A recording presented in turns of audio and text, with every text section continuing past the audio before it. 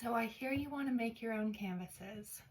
Let me take you through it. Let's start out with the materials that we need. So you need a frame, or these are also called stretchers. These come in 4 pieces, like 1, 2, 3, 4 at the art store. It's usually a lot cheaper to buy your own stretchers and your own canvas and your own staples and do it at home than to buy pre-made canvases. I got these stretcher bars for free on the street, and they're pretty easy to put together. You just hammer them. Next, canvas from the art store again.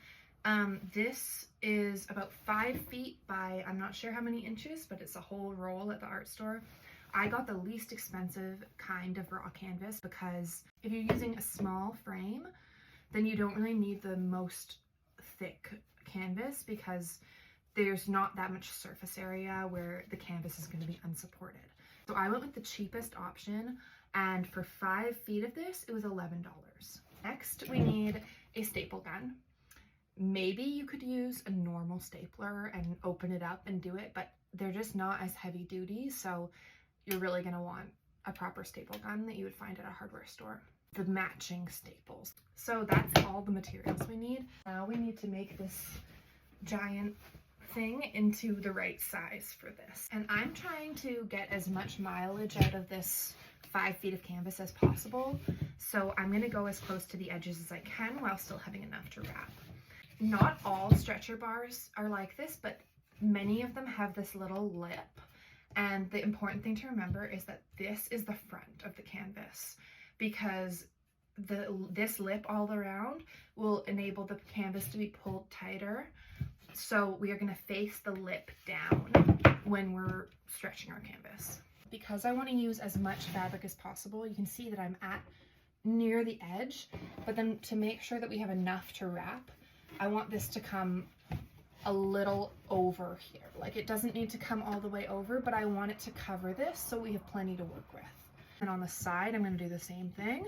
So I'm going to do the same thing at the bottom here, just loosely measure to make sure that I have enough. You make a little slit along the side of the canvas, just a tiny little slit, and then you can just rip,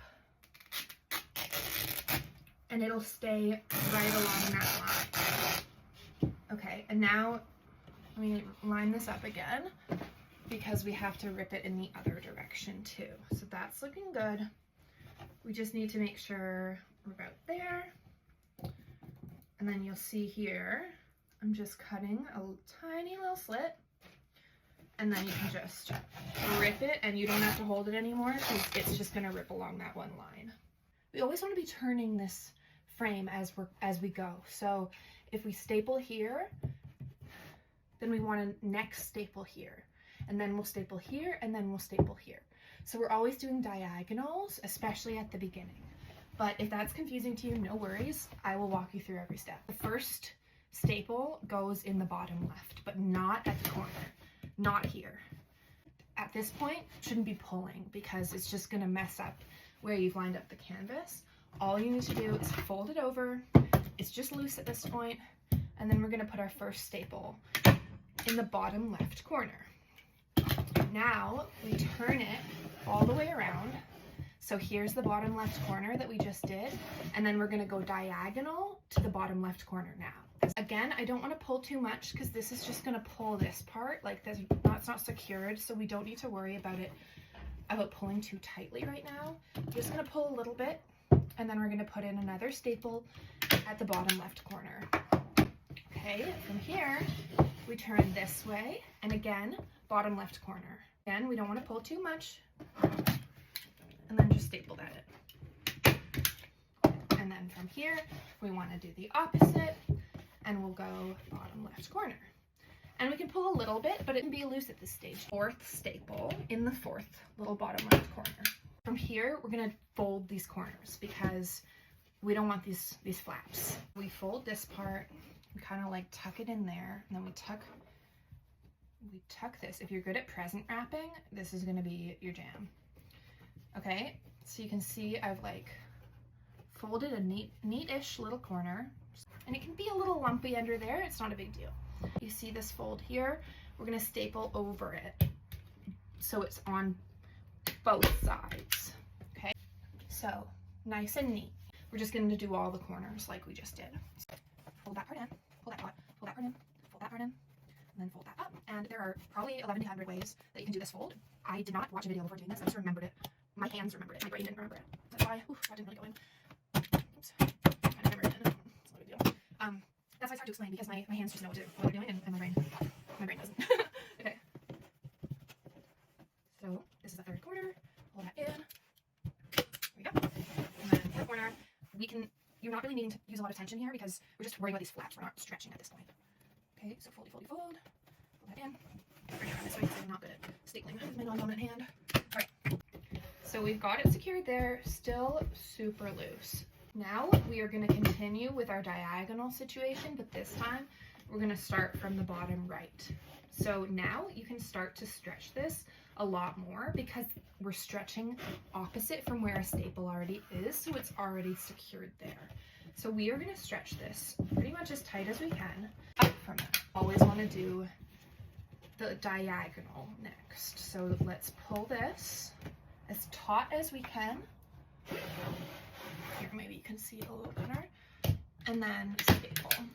And now we're gonna do the other side, the other diagonal. So bottom right, pull as taut as I can, staple, turn it around, bottom right, pull as taut as I can,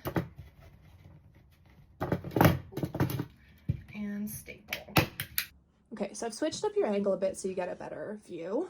At this point we have 3 staples in each corner, and it is still quite loose. Like, this is not what you want from a canvas, right? Now I'm gonna do the middle of each bar, and we are gonna pull as tight as we can for this as well. From this point on, we're always stretching as tight as we can. So you have to hold it really tight with one hand and then staple it with the other one. Now let's go to the other side. Pull it as tight as I possibly can and staple it right in the middle. Okay, now we're gonna do these guys. Pull it tight right in the middle. Canvas. Now you can see this is looking good. It's actually like, this is giving us a drum noise now, right? Like, it's not, you can't see my fingers as much through it. So this is already great, but we still want to secure these parts as well. You could, if you choose, just do one more staple in between each of these spots. I'm probably going to do 2. Now we don't really have to flip it around as much. We can kind of just work all around the frame. So again, we're stretching as tight as we possibly can, and the more staples you put in, the more places that you stretch the canvas, the tighter the final canvas is going to be. So that's why it helps to have the staples really evenly spaced. It doesn't have to be perfect, but you want the canvas to be stretched from all angles. And I'm going to show you. That's just one side done. It's already so much better. Your staples do not have to be perfect. That's why we use a heavy duty stapler, because it kind of does the work for us. These staples are going to hold. And take your time with this if you need to. If you have a little helper, if this is too hard to squeeze the staple gun with just one hand while you're pulling with the other hand, you can get someone to help, and you can do this two-handed that way. Okay, this is the last side. Pull it really tight. At this point, when I pull, it's kind of not doing much because it's already as tight as it's going to get, but pull it really tight. Last staple. There we go. And so this is the back. If you want, you could, at this point, trim these little bits down. I don't really mind about that. They're not going to bother me, so I'm going to leave them for now. But look, this is a little lumpy. We're not worried about that. It's the back for a reason. Look at the front. You cannot tell me that you wouldn't buy that from a store. Like this. Okay? The next step would be to gesso if you want. And I hope that helps. And let me know if you have any further questions.